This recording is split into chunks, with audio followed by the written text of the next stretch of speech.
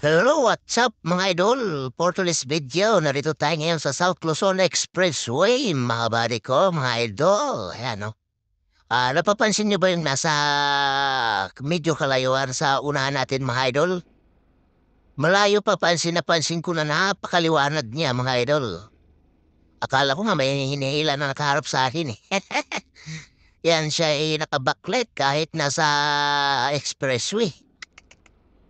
Parang hindi naman tama yung mga idol. Kasi ako, gumagamit ako ng backlight pag liliko ako, madilim. Pag atras ako, madilim. Pero kung sa highway akong batas, di rin ako gumagamit ng backlight kasi masisilaw yung mga paparating. Kaya siguro, nasa tama din sanang paggamit natin. Kasi darating araw pag ganyan tayo magamit ng backlight, baka pagbawal na rin yan, no? Yan, no, napakasilaw. Kung ako na truck driver na sisilaw ako.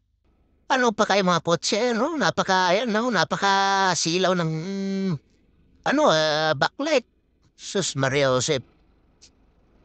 Nasa expression, backlight na. Baka hindi lang napansin ni Buddy. Pero posible, no? Tinang mo liwanag niyan, mga idol. Para kung kotse yung overtake sa'yo. Ako nga, nasilaw na truck yung dala ko, eh. Posible naman yan kung nakasabay sa clearance light yan. Kasi pag ganyan, bawal yan, eh. Bawal yan na nakbo ka, eh, gumagamit ka niyan. Kasi yung mga overtake sa'yo, madalas natin nakikita yan sa mga nagko-container. Shoutout sa mga kabati natin nag-container. Hindi naman lahat gumagamit ng backlight kahit nasa expressway, lalo na yung salubungan. Overtake ka, naku po. Kung ako, tinatupatan ko, maawa ka naman sa mga overtake sa'yo. Huwag naman mga idol, baka mamaya kalimutan niya rin, eh, o baka kasabay sa players lecture, naku, paano pag may nata-overtake na tagalti yan, magiging batas na naman yan. Magiging batas naman nila yan. Bawal na may mga backlight na nakakabit sa tagiliran. Yung magiging backlight yan, yung ano na lang, yung sa, ano na, reverse light, yung kasabay pag nagkambyo ka na natras, sa kanilang magkaroon, nasa likuran lang. Siya po, sa akin, may switch din eh.